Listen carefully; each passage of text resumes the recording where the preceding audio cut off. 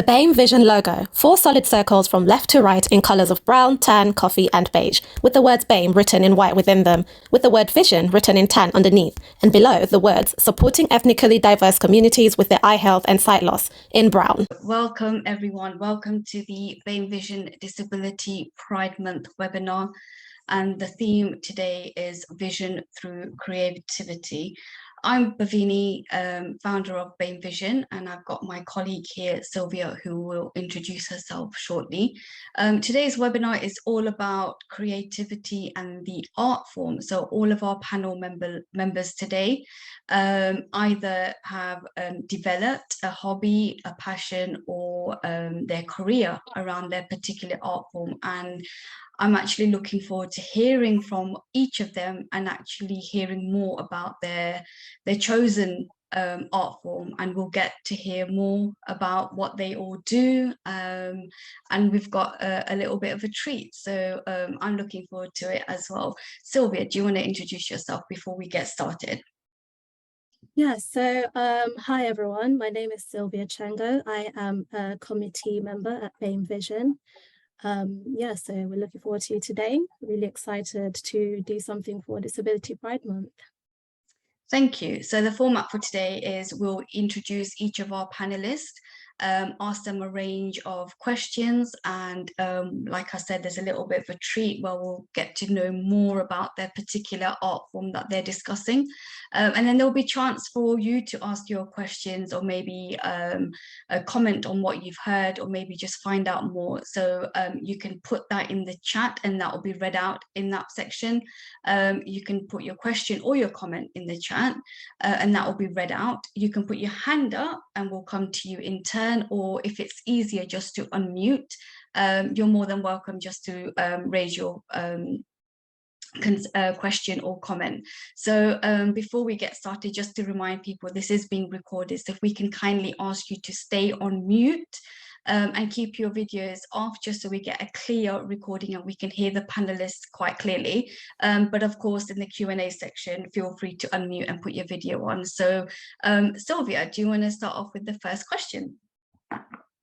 Yeah, so the first question, the first thing we'd like to do is to ask all of our panelists to introduce themselves. So can we start with Beverley, please?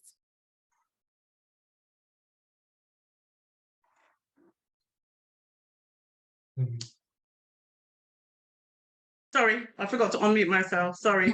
My name is Beverley Duguid, and I am a researcher, but creatively I write poetry and also other things as well. I've been writing a long time, but I am a poet and a business owner, and I teach mindfulness. Thank you, Beverley. So if we can go over now to Baluji, please, could you introduce yourself? Hello, good evening. My name is Baluji Shrivastav, and I'm a musician, composer, and teacher, educator, and the director of Inner Vision Orchestra of Blind Musicians. Thank you. Thank you, Baluji. And now we're going to go over to Ruqaiya. Could you please introduce yourself?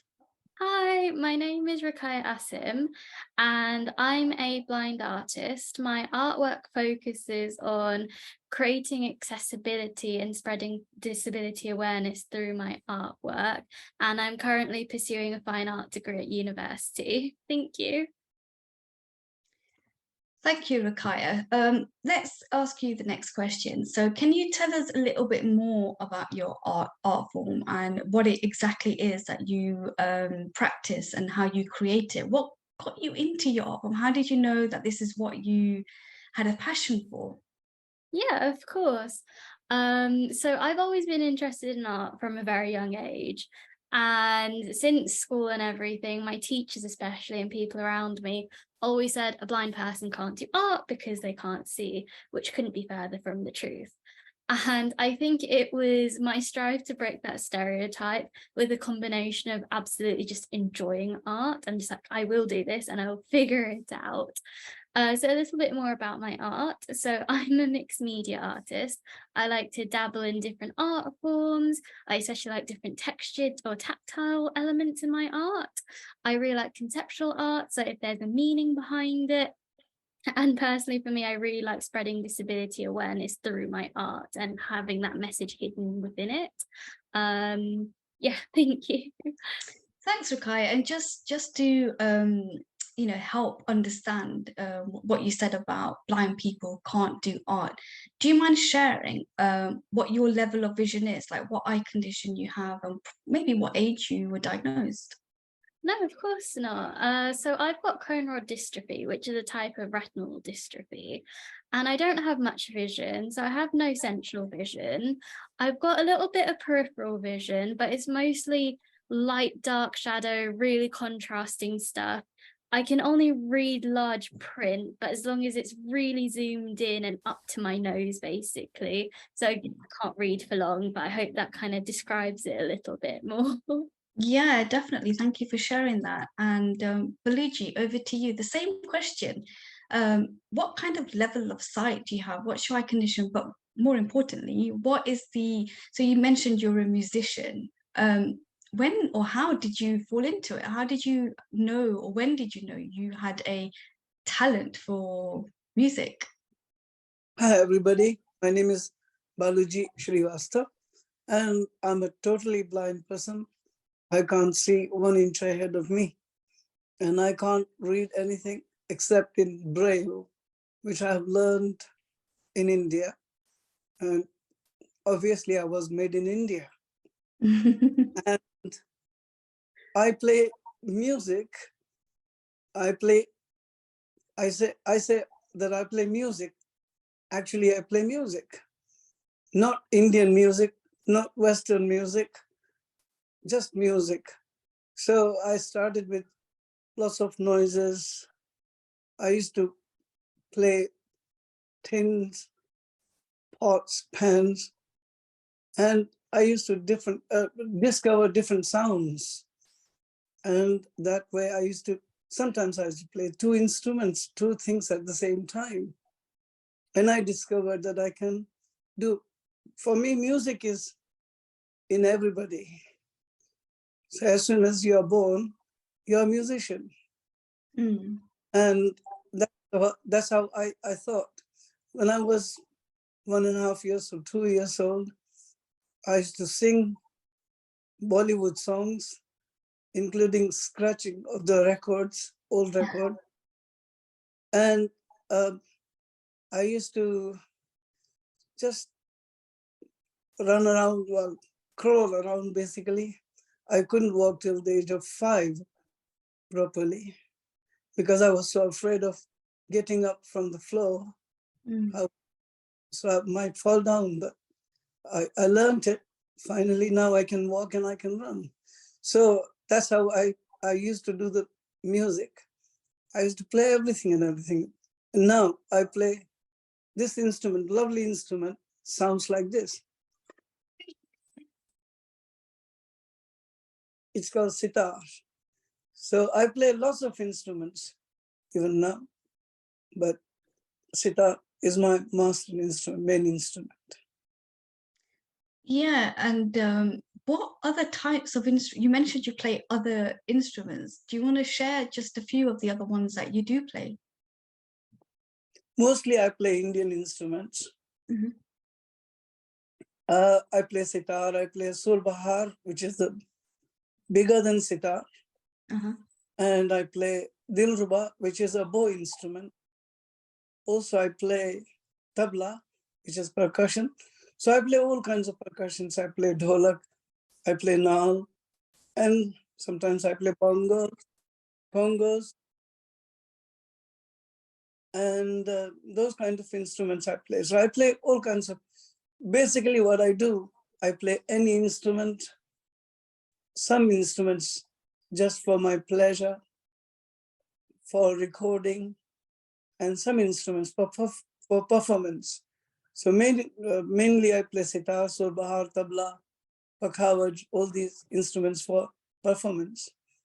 But like accordion, I play harmonium, little bit of piano, little bit of guitar, little bit of whatever it is. I play all I can.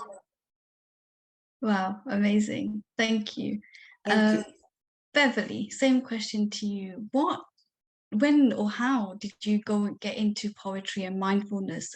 Have you always been interested in it? And what made you then decide to, have a business set up delivering sessions? Yeah. Well, the two were separate for a long time in my life.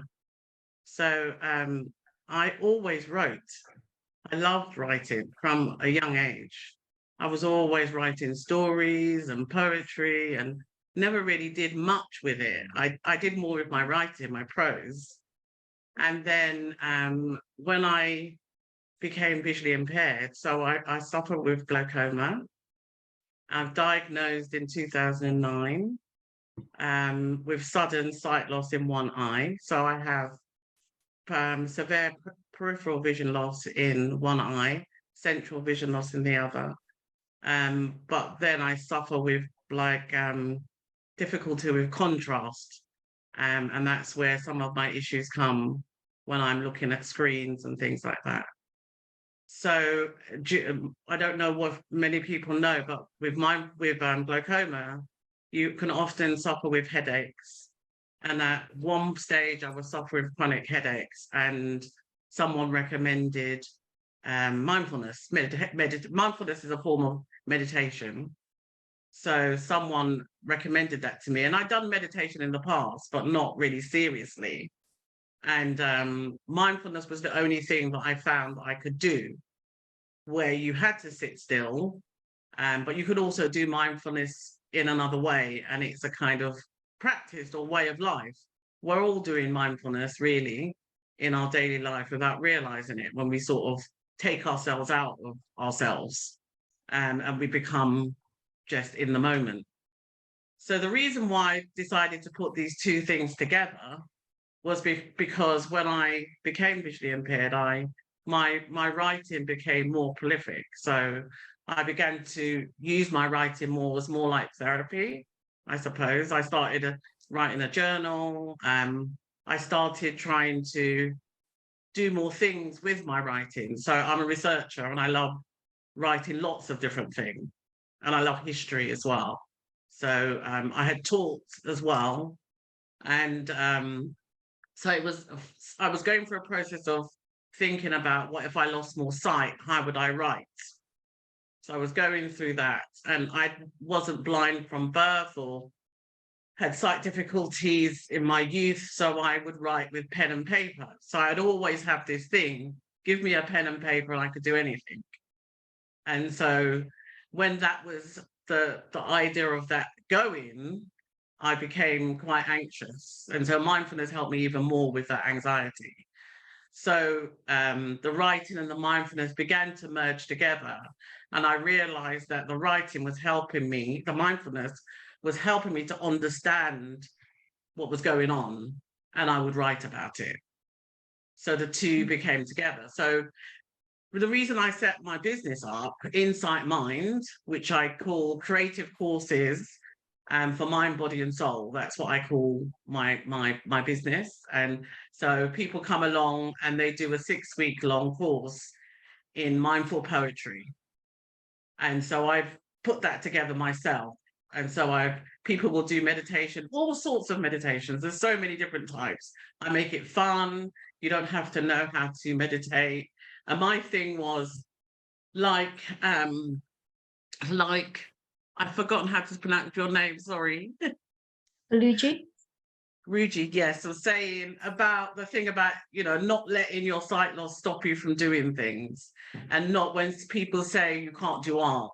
So people came to me who wanted to do poetry, and they said, well, I go to mainstream classes and, the teacher doesn't want to spend time with me to help me to do the exercises because I have a visual impairment.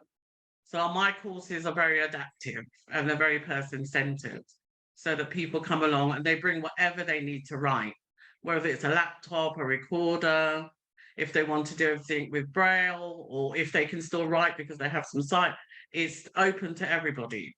So that really helped me when I decided to set my courses up, because I wanted to give my experience to other people, but also it helps me as well to help other people. It takes me out of myself to not think about everything that's going on, and with different levels of anxiety that I can have because of my sight and because of the changes that have happened because of eye operations and things like that.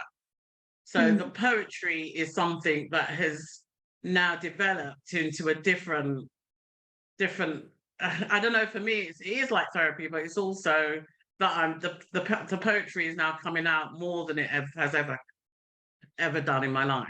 So, and mindful poetry has helped that, really has. Mindful poetry, running the course and helping other people has really helped me to see why I used to write in the first place, and that poetry that I used to write is still there.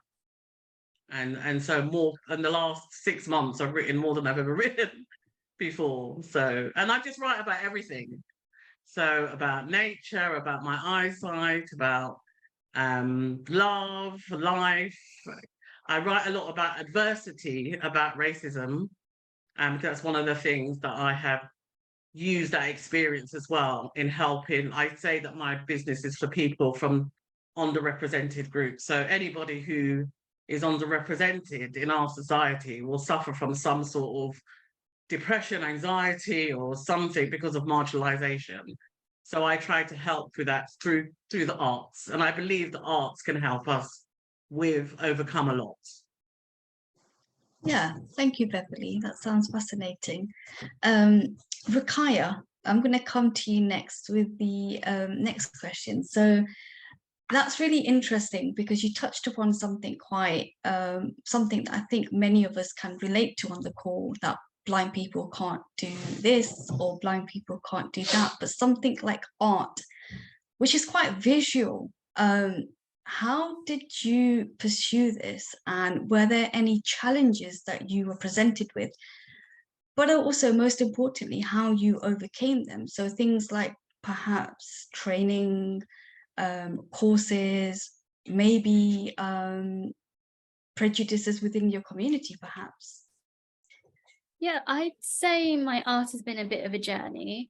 So I've been studying art for more than 4 years now. So I've done my BTEC level 1, 2 and 3 and extended diploma, and now doing my degree at university. And there was a lot of hurdles, there was a lot of challenges, there was a lot of prejudices of people saying, you can't do art, you can't see, which again, why does art need to be visual? Why can't you enjoy it through other senses or through other ways, or whatever makes it adaptable for yourself? And so that's something I experimented and I enjoy through my art. I prove people wrong that, you know, just because you're disabled doesn't mean it stops you from doing anything else. It just means you need to find other ways of doing things and things that work for yourself. So for me personally, how I've overcome some of my barriers is by using audio description, by making things more tactile, and that's what's worked really well for me. And also audio art. Obviously music is a type of art, but what about other sound effects? No one's really thought of that. There's so many things to experiment with and so many tactile art forms like pottery or textiles or textured paintings. Art is way more than a pretty painting on the wall, and I don't think many people realize that. You talk about art and that's all people see is a plain white gallery with paintings on the wall, which is so inaccessible, but contemporary art is way more than that. And it can be pretty paintings, but personally for me is I like to have those hidden messages of disability awareness. I want my viewers to look at my art or experience my art and just question what it's like to be visually impaired. So I hope that answers it a little bit, that art can be inclusive, and I strive to make that possible for people. Yeah, absolutely. And that really does sound incredible, how you've continued to pursue your passion despite the hurdles and the challenges you face, but you're still creating, which is really, really fascinating and amazing. So yeah. And the same question to you, Baluji. Once you developed that, had that awareness that actually you can play these instruments, not just one, applying probably some similar techniques to another, and you listed some, all of the, I'm sure that's not the full list, but all those list of instruments that you do play and perform. Where has it led you? What kind of things have you done that's enabled you to perform? And have you experienced any hurdles or barriers or challenges that you've had to overcome? So first of all, it's Baluji. Balu is the bear from the Jungle Book. And that's how it's very easy to remember my name. And it's Balu has become Baluji because in Hindi, Ji means sir. It's a respect. So you don't have to respect me. You can just say Balu. I'll be happy. No problem. Okay, so now coming to how I entered in music and what I can do and what I've done.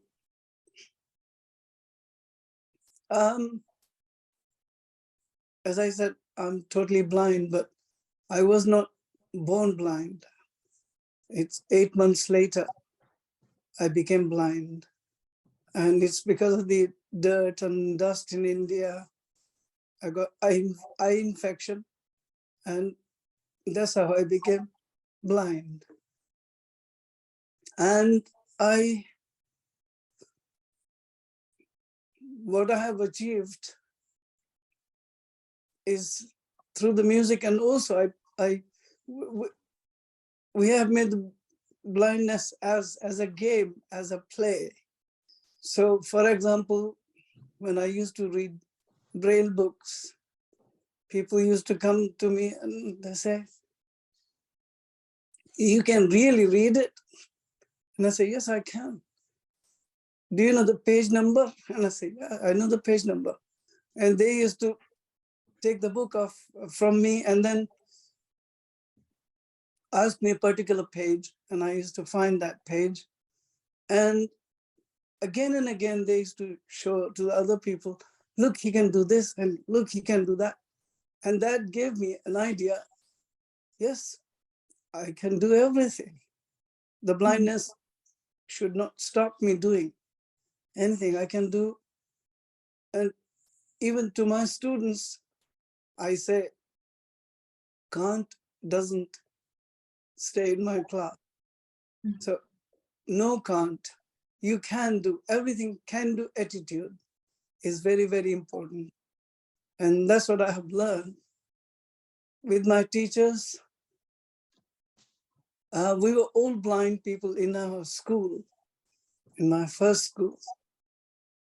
And actually the music started formally with my mother. My mother used to play this harmonium. And when she discovered that I'm a musician, she gave me this harmonium, which I could not really play because I was so small. And they had to bellow the harmonium and I had to play. So that's how I could play. And then I learned some songs, some things. When I went to my first blind school, my father didn't want me to admit there that time because I was only 6 years old. And when headmaster heard me playing all these instruments, harmonium, singing, and he said, "Leave him here because he has a lot of talent and he can also raise money for us," because those schools were not funded by anyone, like Arts Council funds here. Also things, there are no fundings.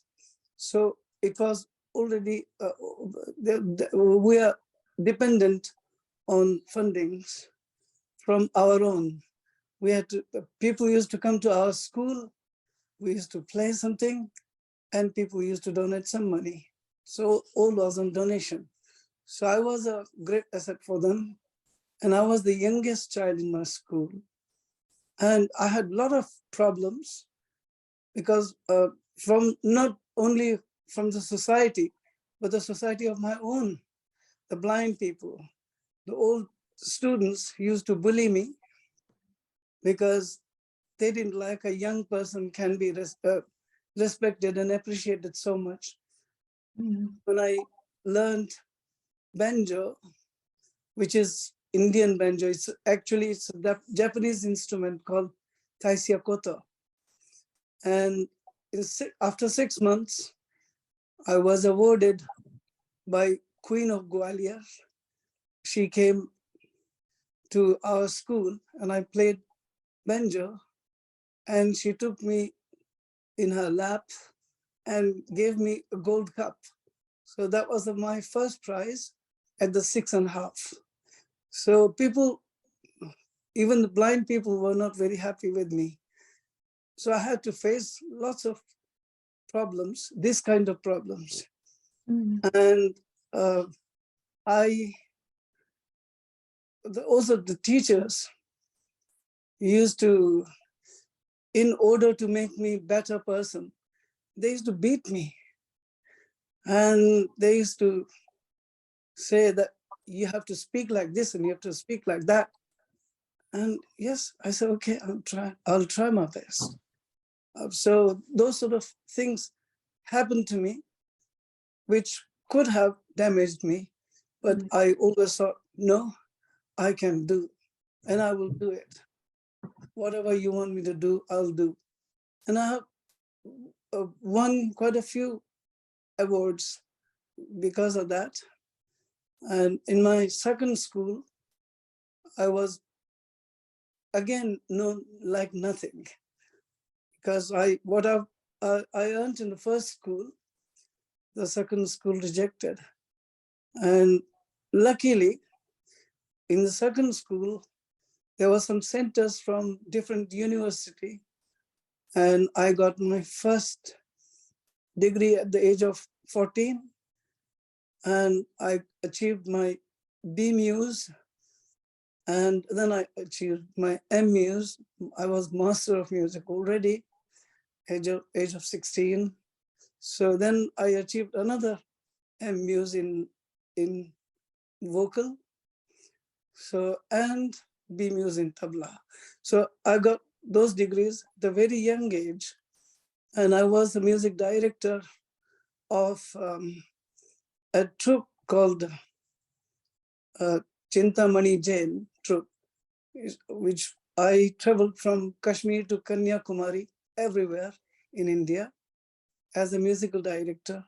I didn't even know what is musical director, what is composer. I didn't know any of these words, but I was composing, directing, playing, teaching them, and working at the same time in Girls Degree College in Agra, in India. So I'm very glad to say that I have achieved quite a lot in a very, very short time. And I never thought myself that I'm fully master. I still have to learn at the age of 70. That's me. Thank you. That's absolutely fascinating and incredible. And I think, well done for persevering, because look how far you've come, and, you didn't let those bullies put you down and stop you from pursuing your passion.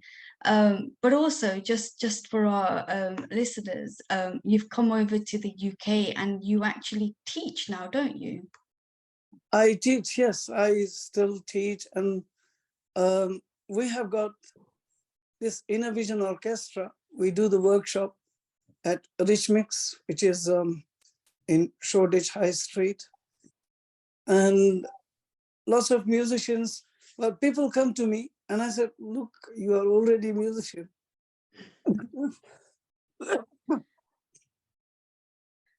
don't think that you are not musician.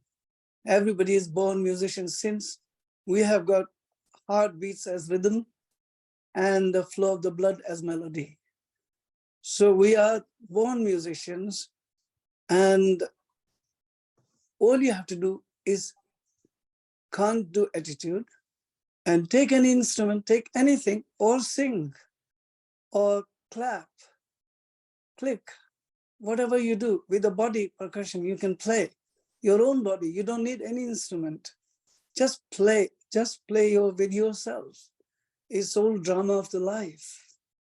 Keep doing it. And I do teach formally and informally. I teach everywhere. So that's what I do. And I taught in Indian Cultural Institute, Bharati Vidya Bhavan, which is based in Kensington, for 2 years. And after that, I've decided that I can't work 8 hours a day. This is not my way of working. So I'll go freelance. So I'm teaching, but I'm also freelance. I worked in the theater. I've worked with dance dramas. Indian dance is very easy to work because in Indian music has 3 strands, which is singing, dancing, and instruments. So in dancing, they wear bells on their feet. So I can hear rhythmic patterns, complicated rhythmic patterns I can hear. And I can play tabla with them. I can play sitar. And that's how I do. So also I thought that I should be able to survive anyway, independently. Now I give you one example. I went to a type institute in India.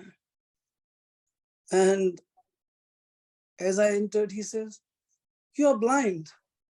You don't need typing. What will you do with the typing?" And I said, "Look, I play keyboards, I play harmonium. Can you please guide me once, only once, with all the keys?" And he said, "No, you don't need to do it. You're wasting my time." And I said, "Okay, please, only once you have to guide me with all the keys." So he kindly started doing that. He did it twice. And once I got the keys, he showed me how to put the papers in the typewriter. And I typed, my first application was the fees exemption application for him. And he was looking. It took me a little bit of time, maybe half an hour or something like that. And he took the paper, and there were lots of about maybe 50 students. He said, "Look, this man has just come today in front of you, and he has typed this application. And in the whole page, there are only 3 mistakes. And this is what you should learn. A blind person, without seeing, he can type. And he can type perfectly good application. And shame on you. You have been learning for so long, and you can't type."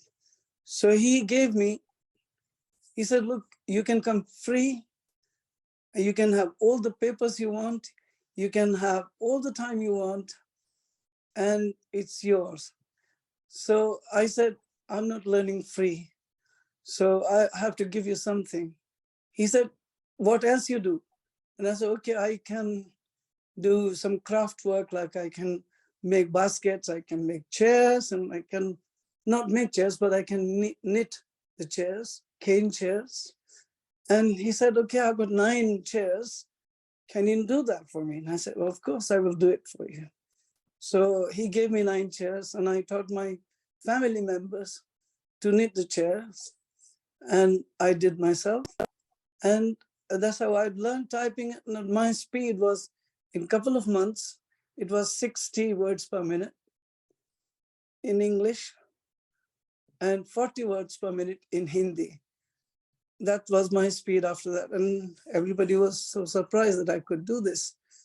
Because in my life, can't do is not, it doesn't exist. I can do anything and everything. I have played tennis here in London, blind tennis. And I played cricket as well. And I'm very fan of cricket. I play chess. I have, quite a few sighted people have played with me and they lost. And I won. So those things I do. And that's, sorry for long description. Don't apologize at all. It's really fascinating to hear more about you and how it all came together, and the attitude of, can't do is not in your vocabulary. I think that's a really great message to share with everyone. So don't apologize for oversharing, because it's all interesting and fascinating. Thank you. Beverley, same question to you in terms of when you realized, your creative art form in terms of writing and then poetry, mindfulness, putting it all together. What made you pursue it into your business? And again, same question to you. Were there any kind of challenges or barriers that you faced, and how did you overcome them? Yeah, I mean, in the same way, I have this thing of like, there's no such word as can't, and I'll just persist. I'll be persistent. Yeah. So I agree with Baluji in that it was a lot of it was persistence in that I really enjoyed mindfulness, but when I first started learning and going to classes, I don't know if anyone's gone to a mindfulness class as someone who is visually impaired. It's almost like you've come from another planet when you arrive in the classroom, in that you can't see or something, So I had those initial problems as a student. This was just as a student, let alone as a teacher. So as a student, I had to educate all the time. So, that light's too bright, kind of put it down. If there was a course booklet and there was no kind of thinking about accessible formats and whether I would want something in another format. I mean, luckily with mindfulness, there's a lot of audio. So I've been doing, I'm recording a lot of things in audio. I get a lot of things from my tutors in audio. So the meditations themselves in audio, and I purchase things myself. But I would say overall, I've moved more to my voice. So as we're talking about instruments and art, I see my voice as now my instrument, where I am with my poetry speaking. I do a lot of speaking through my job. Just also doing mindfulness, mindful poetry. I do a lot of talking. I actually bring a lot of music into my class. So when I then went to persevere to be a teacher, I think, just backtracking a bit, the teaching came because of the fact that I faced all these challenges in learning mindfulness. And I thought, why can't things be more adaptive? Why? And also I found the language of mindfulness very geared towards seeing. So even like closing your eyes, assuming people could see, assuming people had an inner world that they wanted to investigate. So all of that kind of stuff, I found it was very visual. And even though that's okay, I just thought, well, that can be adapted. And I just thought of the different ways and that some of the challenges could be overcome by me teaching mindfulness. The second thing was because in terms of diversity, the alternative health sector is not very mixed at all. So that was the other reason. So I was being taught by someone. I was always the only person of color in my classes. And then there were no teachers, very few teachers, I would say, a minute 0.5% of all the mindfulness teachers.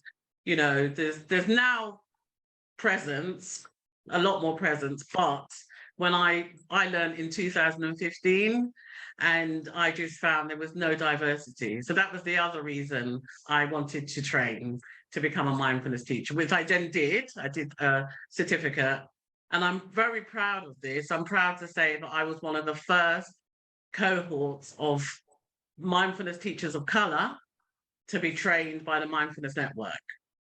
So we were trained last year and got my certificate, and the Mindfulness Network wanted to increase diversity in the organisation. So they called for this, to put this course on so that they could attract people from different ethnic groups. And we were from many different ethnic groups. So it was great. And it felt really, it was just wonderful to be in it with other people of colour and learning how to teach something that is not anybody's. Mindfulness is not the West's. Mindfulness is an ancient practice that the West has taken as their own and transformed it, but it just doesn't belong to anybody. So you shouldn't really need to train to teach it, to be honest. That's my philosophy. But, you know, because you have to in this world have these things. So anyway, this is how I view mindfulness, that it is ours, you know, and it's ours to adapt and teach as we want, so that we with sight loss or people from different groups can enjoy as well as the mainstream. So that's my reason for persevering, to try and bring this to our community and to other communities. And that I'm not the only one who feels this. I belong to a group called the Mindfulness Network of People of Colour, and we're striving for this as well, where people have brought in, like, the African cultures into their mindfulness, and their Asian cultures into mindfulness, because mindfulness has become a white thing when it's, you know, it can be adapted from a cultural perspective and from a disability perspective as well. And so, yeah, so this is my goal, really, is to be persistent and to keep going. Mixing poetry is also not a new thing. Like I said, I put together this course myself with all the different modules that you would be taught on a mindfulness-based stress reduction course. And I'm very proud of putting that together. So people get to learn a different mindfulness meditation at each session, as well as expressing what they feel in those mindfulness sessions in print, in writing, or in thought. They don't even have to write it down. Sometimes I don't write down what I feel, but other times I will write down something that I experience or feel, and it will help me to work out something in daily life, maybe. So that's my goal, to get people to think about, you know, their lives. And also I deal with different types of poetry. So the page poem, spoken word, poetry to music. I get people to be free. So it's not just a strictly, you have to write in this format. People come and they write and want to sing, you know. And I do a lot of movement as well in my class. So in answer to your question, the challenges really drove me to set my business up and to continue for myself mindfulness, but to bring myself into it, to bring my heritage into it, and to not make it such a rigid thing where you have to do 8 weeks of mindfulness and you come out with these meditations. So my courses are the same, but you come out with a bit more of a richness of your own self. And, you know, and I take people's personal circumstances into consideration as well, because not everybody can do mindfulness because of trauma. And that's something that's, again, in our communities, there is a great deal of trauma because of adversity. So yes, I take all these things into consideration. And it's one of the things that I just love. I love doing now, really do. Love teaching mindfulness, bringing it to my community in West London, and bringing it to the visually impaired community as well. And it's just something that I will continue doing. Yeah, thank you, Beverley. And that sounds, yeah, really interesting in terms of how you've incorporated not just your heritage but your sight loss into it to make it a bit more adaptable for a wide range of people rather than the same standard that's being delivered everywhere. So the uniqueness of what you're offering sounds really, really insightful. I'm going to hand over to Sylvia now for the next question. Sylvia, are you there? Yes, thank you, Babini. So we're going to stay with Beverley. You mentioned in the beginning how you had some challenges when you first walked into classes to sort of start the mindfulness journey. How adaptive or accessible did you find the process from then until now? Yeah, as I said, I think it was mainly to do with the fact I needed large print, and it wasn't, that was what I needed to get across to the tutors. So eventually they were okay. So they gave me a book with really small print and drawings, and nothing was digital at all. Things have changed now. My teacher training course, they knew about my sight loss. It was all talked about from the beginning, and they just wanted to know what I needed. And then it was things digitally, things large print, and also that I might need to come off the screen because it was all day course and I needed to come off the screen more often than my peers did, because I would then get eye strain if I just sat looking at a screen because it was an online course. So yeah, so I think from the beginning when I was a student to now is worlds apart.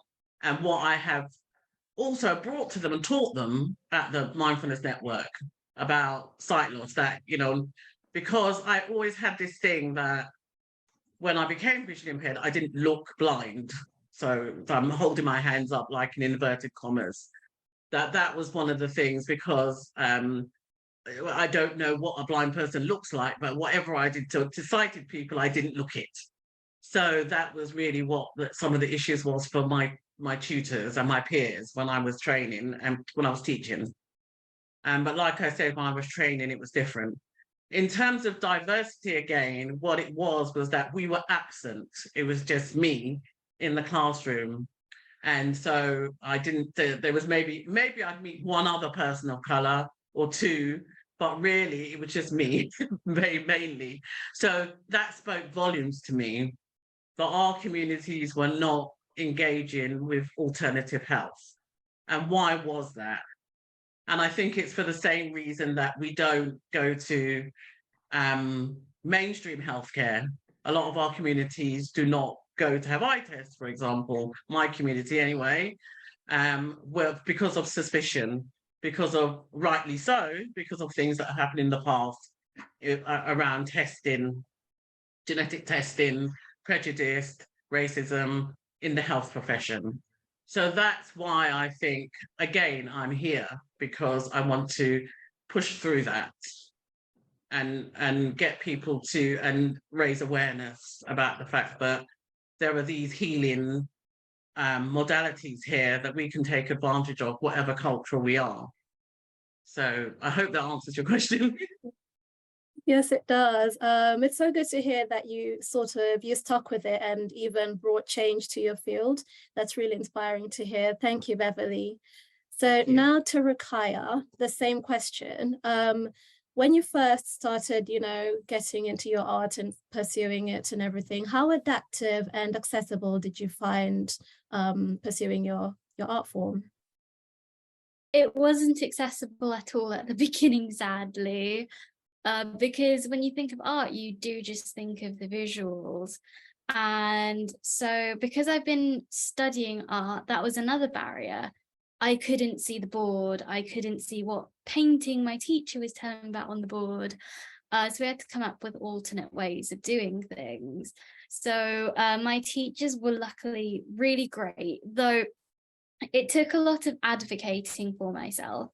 I think when you're visually impaired or have a disability, you really need to advocate for your needs, because not anyone really knows what your needs are, and there's a lot of assumptions around it. Especially being visually impaired, it's a spectrum. It doesn't mean you can't see anything or something like that. Some people do have remaining vision.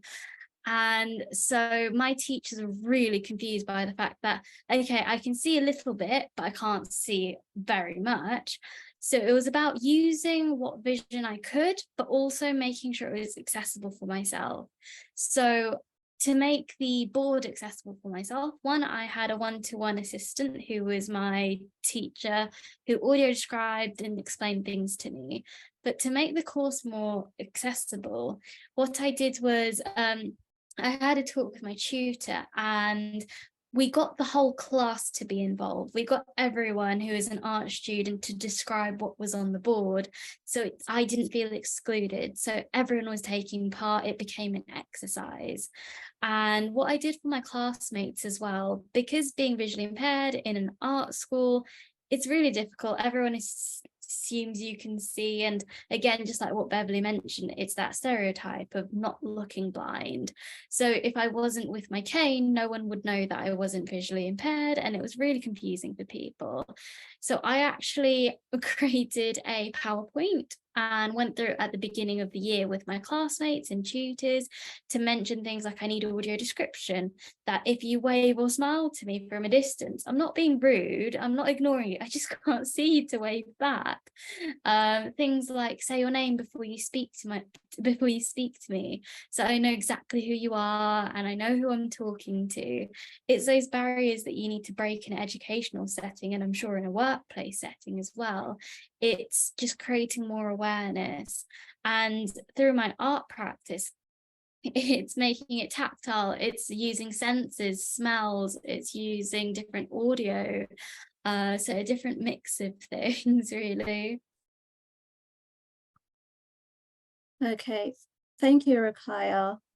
I think what I pick up from that is that you had to be creative to be able to be creative, I suppose, if that makes sense. So over to Baluji for the same question. I like the example you sort of shared with us about when you walked into the typing school and, you know, they didn't know that there was a way for you to, you know, to do what you needed to do, what you wanted to do. How did you find pursuing all the, I guess, all the instruments you've learned and all the art you've learned? How accessible and adaptive did you find it? Hello, this is Balu speaking again. Yes, I will give you few examples, well, 2 or 3 examples out of many. Challenges happened to me, and how I have done whatever I've done. I was in my class studying. Okay, first thing I would like to say, after education, most of the work has been with sighted people. So I'm the only blind.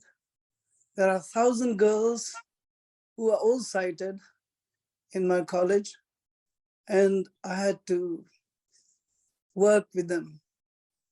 And there were problems there, like when I was in the class, I was giving lecture, that's fine, I was teaching, everything is okay. But after the class, if I walk, sir, this way, sir, that way.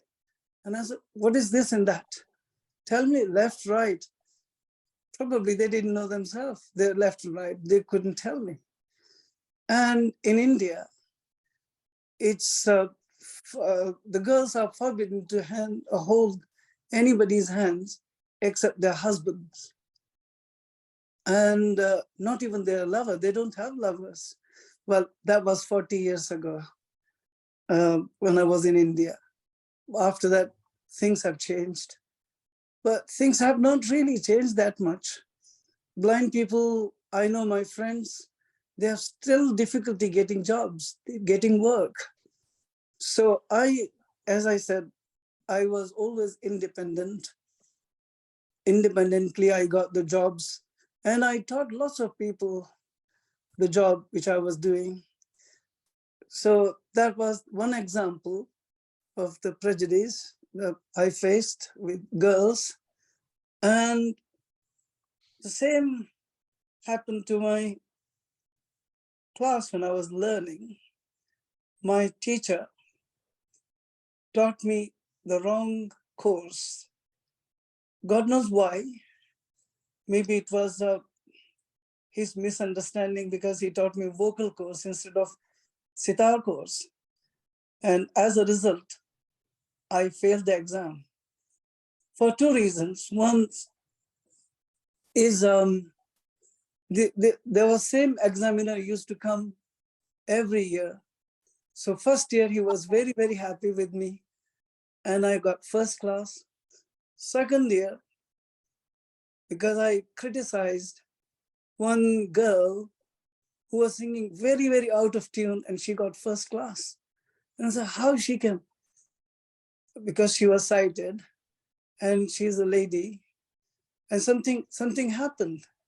And so this examiner got annoyed with me and he failed me. Okay, when he failed me, I said to my father, there's no worth living. I should die. And my father said, don't worry, you don't have to die. We will work together. And I used to live 300 miles away from my school, from my house. So when I came to my house, my father said, look, we will work together. Don't worry about it. And he actually read all the music books for me.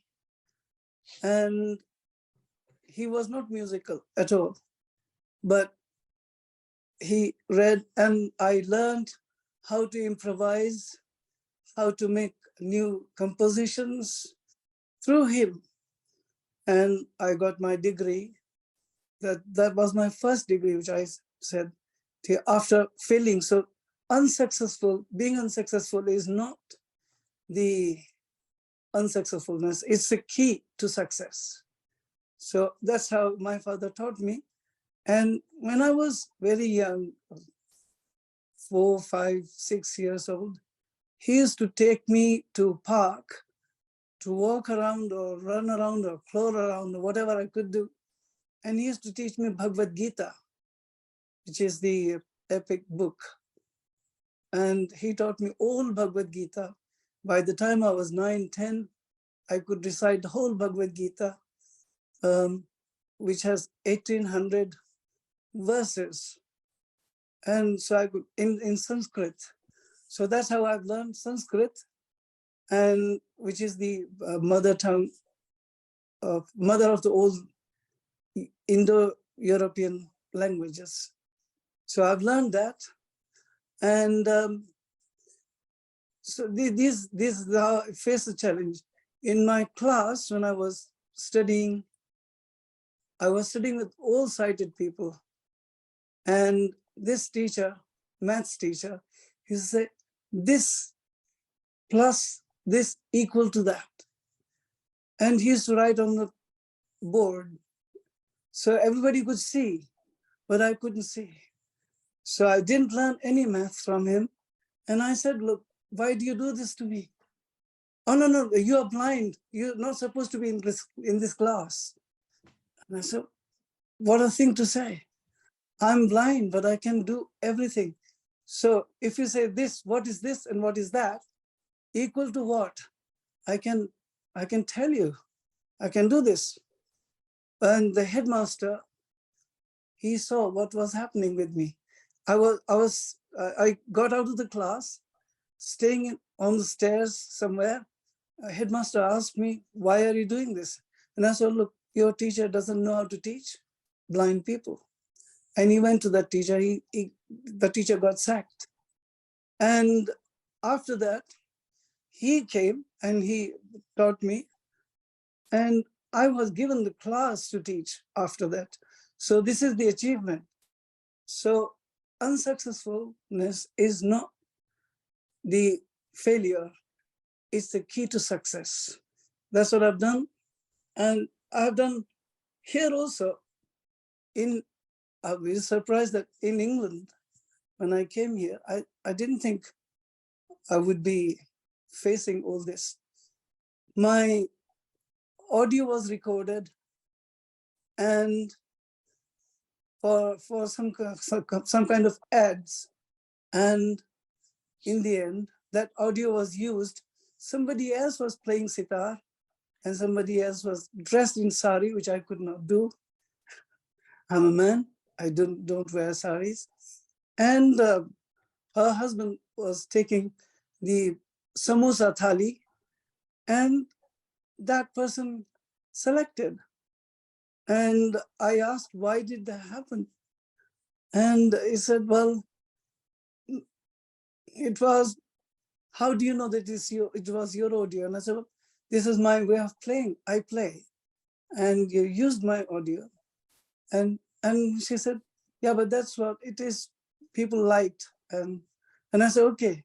So you got three things in one: sitar, sari, samosa. That's why you have rejected me. And that happened here in London, those things. So, but I never lose. I always gain something from my own unsuccess activities. Despite of all, I have been on TV, I have been on all kinds of radios everywhere. And luckily I've got OBE as well. And it's due to my wife, who is sitting in front of me, and she's God-sent gift to me. If she wasn't there, I couldn't be anywhere. She brought me, I met her in Paris, just such a nice place to meet two lovers. And she brought me here in England, and I'm here now, surviving and getting great respect from people. And I'm very, very happy. I think the way you've earned your respect as well is you advocate for yourself and you speak up when you feel things aren't right, which is brilliant. If we've learned anything from Baluji today, it's unsuccessfulness is not failure. It is the key to success. I'm gonna hand it over to Bhavini. Bhavini, are you there? Yes, I am. Thanks, Sylvia. And yeah, what a key takeaway. That's just truly inspiring. And that, I think every one of us can learn from that. So I've got my last question for the panel, but before I ask it, I think let's find out more about exactly what each of you do. Ruqaiya, I'm going to start with you. We are going to put your art piece up on the screen. I'll let you know once it's up, and if you can introduce it, describe it, tell us a little bit more about it, that would be amazing. I'll let you know when it's up. Is it up? Yeah, it's on the screen, so you should be able to see, for those who can, a piece of art that Ruqaiya has created. Over to you, Ruqaiya. Thank you. Just double checking you can hear me. Yes, we can. Okay, amazing. So this is my tactile identity self-portrait. So this was for one of my project briefs. So I was exploring and researching into different prompts to start off with. And one of my prompts was something I wish I could hide. And it immediately took me back to when I was younger. And I wish I could hide my visual impairment. I wish I could hide my blindness. But I realized that isn't the way of thinking of it. My blindness is a part of my identity, and it is a part of who I am. So I really wanted to embrace my visual impairment for this art piece and just not hide it anymore, because why should I? It is who I am. So I started off with descriptions of other people. So to start off with, I don't know what I look like, and I don't know what other people look like either. So other people were describing themselves to me, and I thought this was really fascinating. So I started drawing them from their descriptions. Was it accurate? Probably not, but it was such an interesting experiment to figure out how much depth people had to their faces. Like, I didn't know noses had different shapes and different eye colors and face structures. It was fascinating. And I was researching into police sketch artists to get an idea of what questions they ask eyewitnesses to identify criminals through audio description, which is, again, really interesting because they're having to identify someone without ever seeing them. And I also came across an artist who is sighted. His name is Andrew Myers, And he was at an art fair where a blind person wasn't allowed to touch any of the artwork, which is something that I've struggled with a lot. When I go to a gallery, I'm not allowed to touch any of the artwork, so how can I experience it? It's just so unfair. And what Andrew Myers did, he created tactile portraiture. So ever since then, he has created massive portraits where there are hundreds and thousands of screws raised at different levels. So regardless of how much vision you have, you can feel it, and the screws can identify different facial features, where the nose is, through different heights and textures. So I really wanted to replicate this in my own art piece. So I got different textured mediums, which are different textures you can mix in with your paint. And I got people to fill in a questionnaire to describe what I look like, which is a really surreal experience because I can't see myself in a mirror. So if you're visually impaired, you probably know that on a remote, like on the number 5, there's usually like a dot, so you can tell where number 5 is and count from there. So I took that concept. So when I painted my nose, I use this really gritty paint medium, which feels like sand. So it's right in the center of my face. So when you're visually impaired, you can find my nose and feel out from it to find other facial features. So I use really puffy paint for the eyes, so they stand out. I use really glossy paint for the hair, and I use semi-gloss for the lips. So when you're feeling it, you can feel all these different textures and identify the different facial features. And just to also mention, so I'm from a South Asian background. I know I have brown skin, I know I have black hair and dark eyes, but that description could fit hundreds and thousands of people. So it was fascinating for me to learn how other people see me. And I collated all of these answers to create this self-portrait. And in the background, on the back right-hand side, is a small mirror. And the mirror is made out of crumpled up tin foil. And that is to symbolize that I can't see myself in a mirror like everyone else can. And it's also to show that I had to use the world to be my mirror because I can't rely on my own mirror. So it was just another symbol of identity. And it's just another way of showing disability awareness. I made it tactile. I use audio description when I'm talking about it. And it's interesting for sighted people if they want to close their eyes or be blindfolded and see if they can identify the tactile portrait. Yes, so that's it from me on my portrait. Thank you so much. Thank you so much, Ruqaiya. That's, oh my God, I really, really love that. The way you've incorporated, the way you investigated how eyewitnesses give their kind of reports to the police and how you've used that to get results from other people on how you look and what you've created. That's really, really creative. I know the theme is creativity today, but oh, I love that so much. And if there was anyone out there who perhaps wanted to get into creative art, is there any tips or resources that you could share to help them get started? Yeah, of course. When I heard the description of Kaya, I have remembered an Afghani song, Chashme Siyadari Qurbani Shavaman. That means a dark-eyed woman, I love you. And well, I wouldn't say that. Yes, I do. And I'm very happy to see you. So that with dark hair and dark eyes reminded me. That's something. Thank you for sharing that, Baluji. Sorry, Bhavini, could you repeat your question? So the question was, if there was anyone that wanted to get into similar art form like you, into creative art, or perhaps, you know, just was interested in how they could get started, are there any tips or resources that you can share? Yeah, I was going to try to say that I got interested in sitar. Sorry, Baluji, this question's to Ruqaiya, and then I'll come over to you next.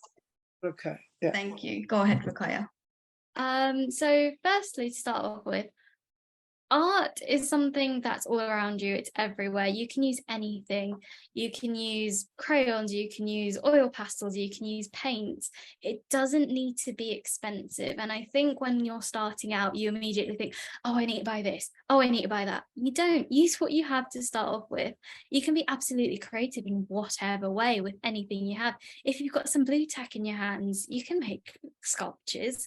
It doesn't need to be some really formal clay that you need to cook in a kiln. So I do suggest just experimenting with different things around the house. You can mix salt into paint, you can mix sugar into paint, create textures. It's so fascinating. But also, if you want to take things further and explore the hobby or the profession, look at art classes near you. And I know it's daunting because I know it is of such a visual field, but I think once you have the confidence to advocate for yourself and your needs, there's no reason why you can't join an art class. There shouldn't be any discrimination in art. I've actually always found it's probably the most inclusive course or the most inclusive community I've found is through art, because people are coming through it through different angles, whether it's a trauma background, whether it's disability, whether it's race. It is quite an inclusive community, and I don't think anyone will feel discriminated against, but it's obviously having that confidence within yourself. And if you want to explore art, you definitely can. And personally, I've also got a YouTube channel where I share some accessible art tutorials, which are fully audio described for people who are visually impaired, who are interested in art. Because for me personally, growing up, I felt very excluded from art because I was always told that I can't do it. And that's something I want to change. I want to change that stigma. Also to mention, last year during summer, I hosted an accessible art workshop where I created an audio described tutorial for visually impaired people to follow this pot making process. And if sighted people were interested and comfortable, I'd actually ask them to be blindfolded so they could understand what it's like to be a blind person and to spread more disability awareness through it. And just know creativity is all around you, and just enjoy it. Don't stress, don't worry about how things should look. That's a trap I fell into because I know I can't see what I make. I always wondered, oh my gosh, does that look good? Does that look all right? But I'm a visually impaired artist, and as I mentioned, it's a part of my identity. And it did take a lot of courage to stop caring what things look like, but it's enjoying the process and loving what you do. And that's all I can say for tips. Absolutely. Thank you so much. Baluji, we will come over to you next. Before I ask you the question, do you want to play what you've composed for the Inner Vision Orchestra? And if you can come up closer to the mic, then we can hopefully hear you. This is called Inner Vision Theme. And I composed this in a rag called Vasant Mukhari. Mishra Vasant Mukhari, that means mixed with Vasant Mukhari. Mm-hmm. So the scale goes like this.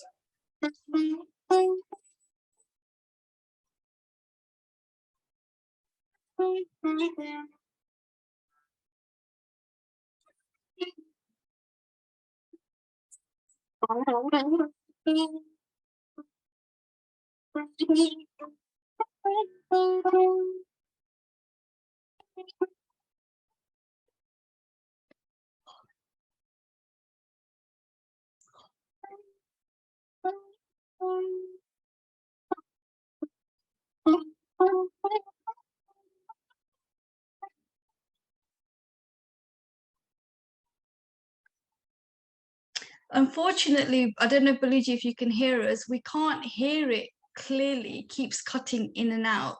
Do you want to try one more time? I think this is the trouble with the Zoom. Yes. Anything about it? No.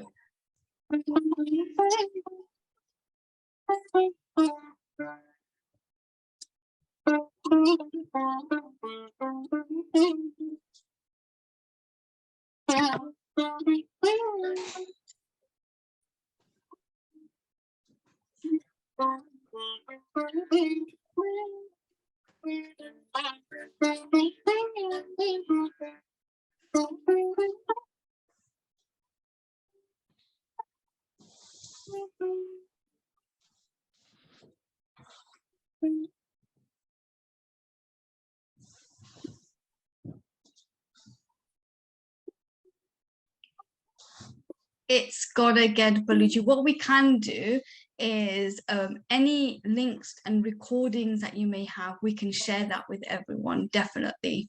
So I can get in touch with you afterwards and see if there's any pieces that you've played that we can share with people. You can go on YouTube and you can just type name Baluji. Yeah. And find lots of music. This piece is on Spotify. And Spotify. This okay. is on Spotify, yeah. This No worries. piece. We'll definitely share that and other links. But the same question to you, if there was anyone here or who watches this recording later on that was actually interested in starting to learn how to play a musical instrument, what tips could you share for them and resources they could access? Okay, I was playing in blind school orchestra, and I used to also, after a couple of years, I was given responsibility to conduct the orchestra. So when I was playing, my hand went into a beautiful instrument, and I touched these kind of, if you can see these flowers kind of design. I didn't even know it's called flowers, but I liked that design so much. I asked my teacher to give me sitar, and he said, "You are too small. Sitar is too big for you." And he wouldn't give me. I cried and cried and cried and cried. Finally, he gave me sitar. And because it was already tuned, I didn't have to tune. I started playing some film tunes. And what he was. tips would you give to other people? So I'm just. So I was playing those tunes, and he said, "Wow, sitar is with you. You are with sitar." So my tip is, don't be afraid of anything. You just pick up, play, and sing, and you'll be there. Sooner or later, doesn't matter. Just keep trying. So I have learned this through my all kinds of failures, and I have got success. So my message is to everyone: if you're blind, if you're sighted, it doesn't matter. And for me, blind word, I didn't like either, like many people didn't like. So I have come out with a word called excited. So I get very excited all the time, as you may have noticed. That I was speaking in between. I get very excited, and I'm excited, totally blind. So that's how I come. And so my message is that pick up anything, or just play your own body and sing. You'll be there sooner or later. Yeah, take that first step and keep persevering. Thank you. Beverley, you've got a couple of poems that you've composed that you're going to share. Are you happy to share one of them, please? Yes, yeah, definitely. And I'd just like to say to Baluji, I love excited. I love that. So I think that I love words, as you have heard. So I will be taking that one after this session. Copyright. To show to other people. Okay, so I love writing, like I said, about my internal process. And when I first learned mindfulness, I found people always say, "Oh, I can't sit still, I can't meditate." But mindfulness is exactly the opposite. It's not about just sitting still. It's about accepting we all have busy minds. And sometimes we sit focusing on our thoughts or focusing on the difficulty. And this poem was really about how I learned to stay. And it's called I Stay. I stay. I am learning to stop. Come back to the moment. Tethered, I stay floating. I deliberate. It escapes me. Senses in and around me. Tethered, I stay floating. Feeling becomes tingling, a block of ice, numbness. Tethered, I stay floating. Afterwards, small pearls of wisdom in a hand full of breath. Tethered, I stay floating, draped in forgiveness.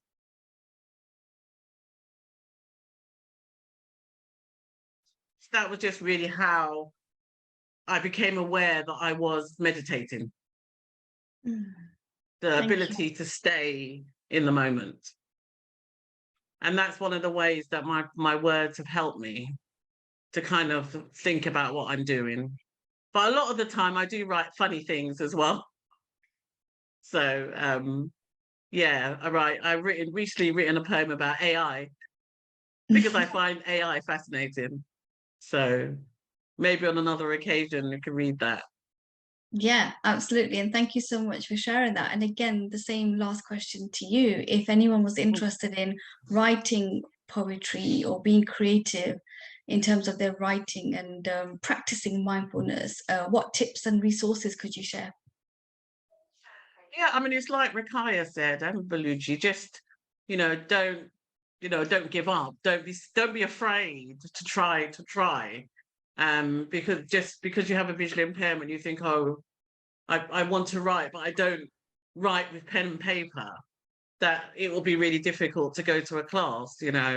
We all learn in different ways and we all use different things and things can be adapted. I've started, as my eyes have worsened, I started recording my poetry. So every day I do like a verbal diary and I record it just on my phone.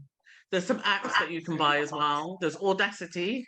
It's an app you can download from Play Store or the App Store, and you can just use it to record your thoughts. So just give it a go. Just give it a go, I'd say. Poetry doesn't have to rhyme, doesn't have to be in a certain form. You can start off anyhow, just writing your thoughts down. Doesn't have to be about mindfulness even. Just, that's just the way I teach, getting people to look at their thoughts. But, you can just try a community class, I would say. If you don't want to go in person, you can try. There's loads of online courses of mindfulness and poetry on Eventbrite. City Lit is really good. I recently took a poetry course at City Lit. They're based in central London, but they do online courses and face-to-face courses, so you can try them. If you want mindfulness and poetry together, my course is very good. You could try. I'll be teaching at Morley College, which is in West London, from the end of October, and it's an open class for everybody. I'll be doing 2 classes, one in October, one in January, of 6 weeks each session. I'm also moving towards doing some online classes again as well. My last class specifically for visually impaired people was 2 years ago, so I want to start do another one towards the end of the year or next year. So that's another class where it's very adaptive, like I've said. So all of those things, don't be afraid to advocate for yourself. Really try and advocate for yourself if you experience difficulty in a mainstream class. But don't be afraid, try. And if we're not present, then people won't learn to change. Mainstream class things won't change if we're not present, if we hide away. So I just believe in, giving it a go. And the self-advocacy thing is really, really important, I think. Yeah, thank you. And that's been the theme throughout today. I just want to thank each of you for sharing your stories, your journeys, your experiences, your tips, and what has led to you being where you are here today. So yeah, thank you so much. And what we'll do is, with the recording to this webinar today, when we share it out to everyone, we can put links to your YouTube channels, your pages, your websites, you know, whatever info, Spotify links, and you know, all the information of how people can find out more about what each of you do. So we're happy to share that as well. So thank you so much. I'm going to quickly check if there's anything in the chat. Shreya, are you there?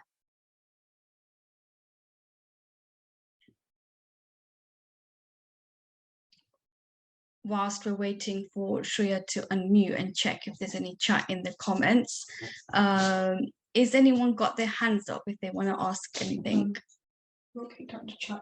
In the meeting for some reason.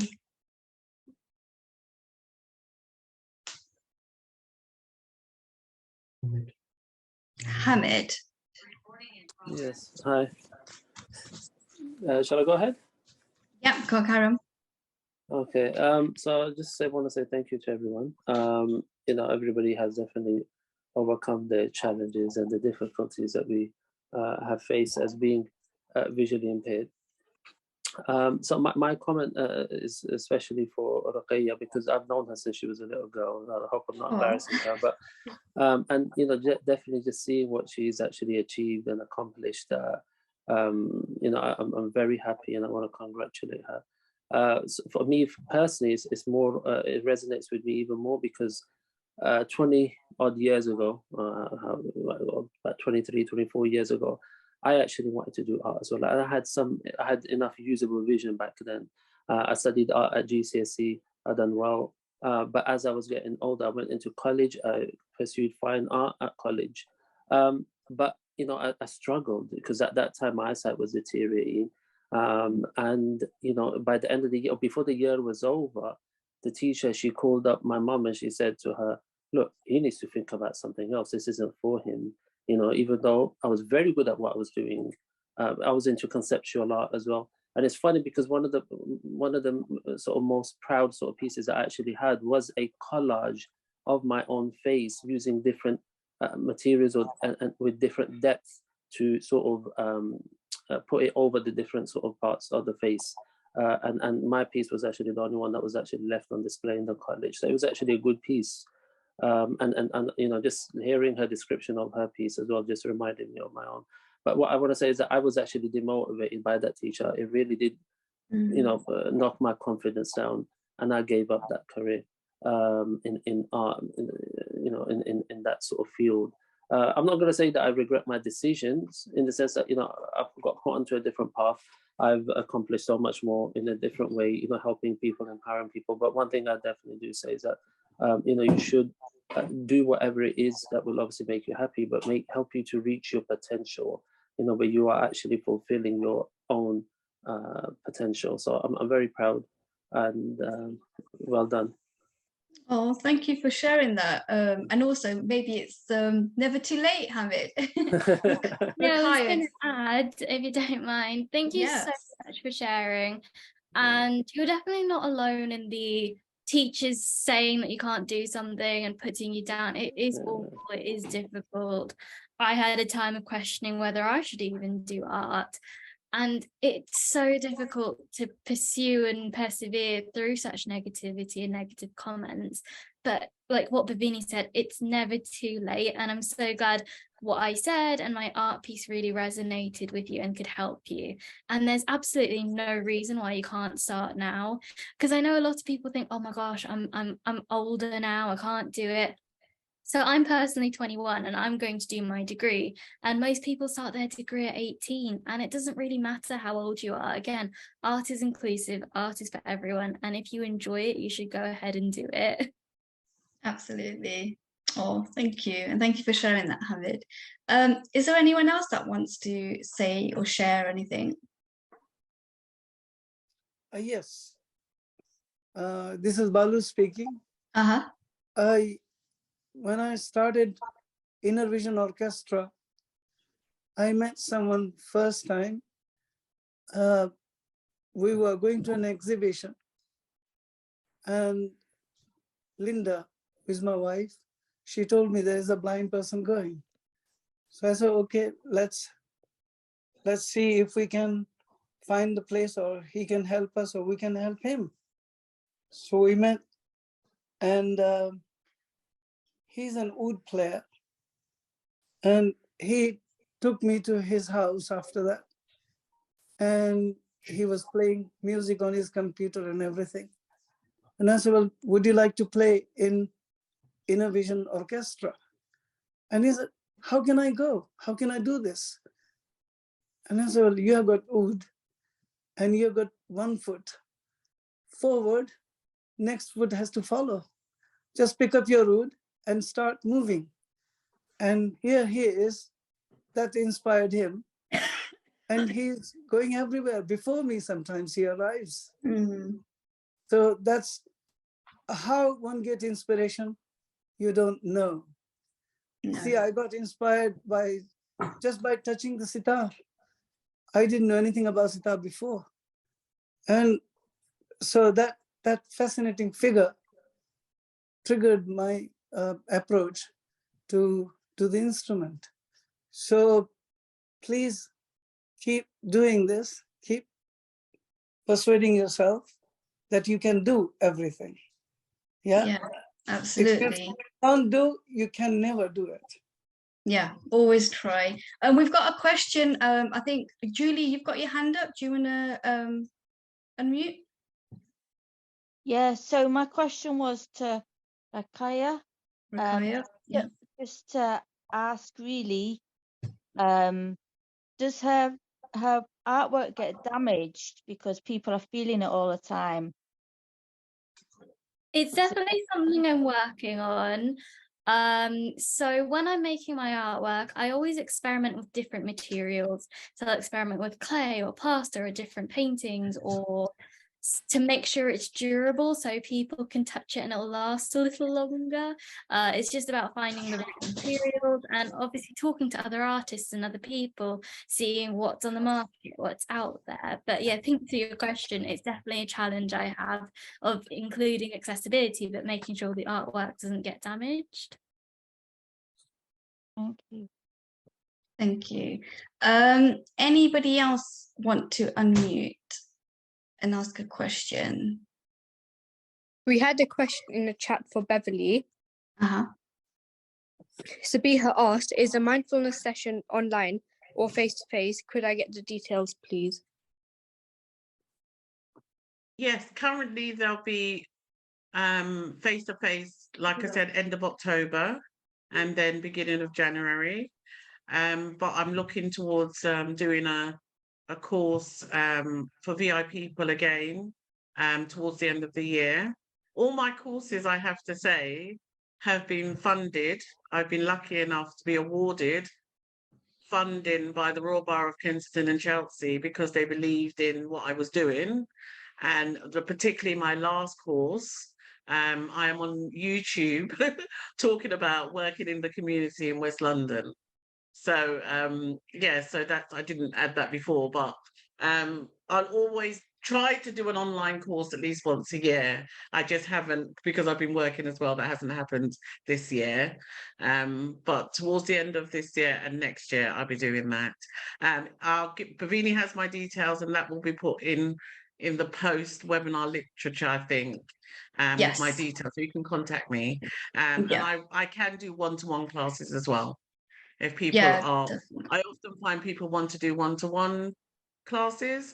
I've gone along to other charities and other sight loss charities to do mindfulness as well. But if you would like to just practice one-to-one, I'm happy to do that.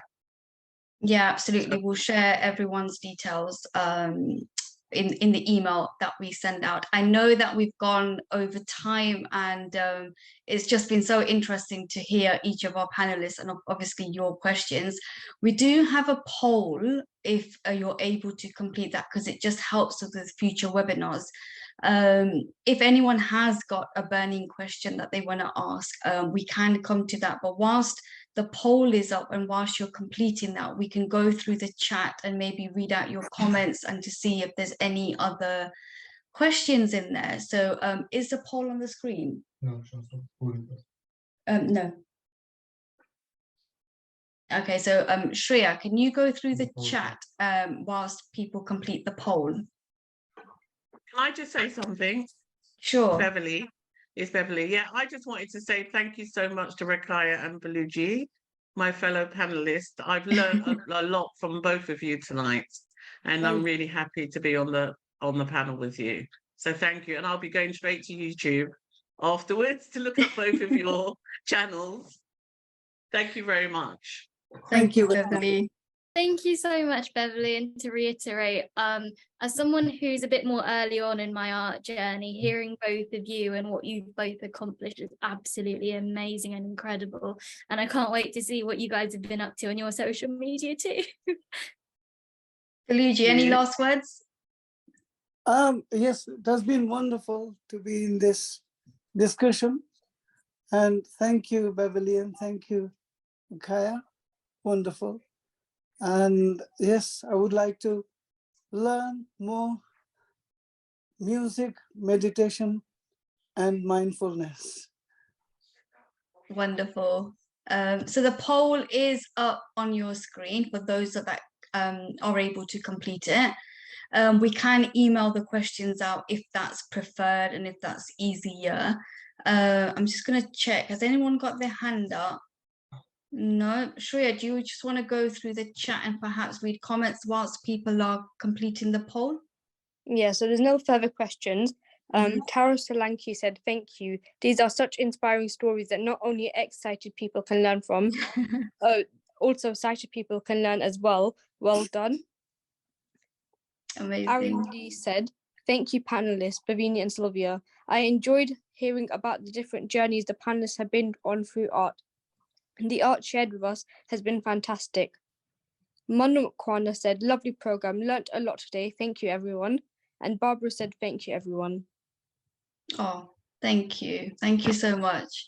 Thank you all for joining us, because I know we've gone over, so thank you for giving up your evening to spend with us and our panelists today. Like mentioned, we will share the recording to this webinar if you need to watch it back, share with your friends or family, and of course we'll share all the details of how you could get in touch with Ruqaiya, Beverley and Baluji, and share links to their YouTube channel or website, or wherever else you can access Beverley, Ruqaiya and Baluji. So thank you again to you all three for coming and giving up your time and sharing your journey with us, but also to our attendees who stayed with us right to the end and joined us today. We will be doing future webinars. Our next one's in September for National Eye Health Week. So once we finalize the topics and themes, we'll make sure we circulate that out to everyone. So if you do want to join, we look forward to it in September. Thank you all so much and have a lovely rest of your evening. Thank you. Thank you. Thank you, everyone. Thank you. Bye. Thank you, everybody. Thank Very nice you. program. Everyone. Thank you. Bye. Bye-bye. Thank you. Thank you, everyone.